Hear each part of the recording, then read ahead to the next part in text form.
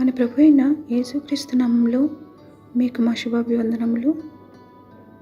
ఈరోజు దేవుని వాగ్దానము, నేను వారితో సమాధానార్థ నిబంధన చేయుదును, దుష్ట మృగములు దేశములో లేకుండా చేయుదును, వారిని నా పర్వతము చుట్టుపట్ల స్థలములను దీవెనకరముగా చేయుదును, ఋతువుల ప్రకారము వర్షము కురిపించదును, దీవెనకరముగు వర్షములు కురియును, ఫలవృక్షములు ఫలములిచ్చును, భూమి పంట పండును, వారు దేశములో నిర్భయముగా నివసింతురు.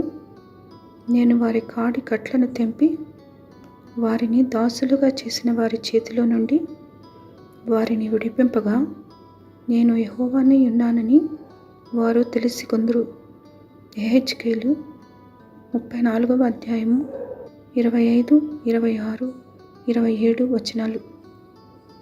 I will make a covenant of peace with them and eliminate harmful animals from the land. I will make them and the places surrounding my hill a blessing.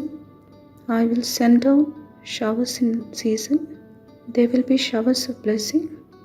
Also, the tree of the field will yield its fruit, and the earth will yield its produce, and they will be secure on their land.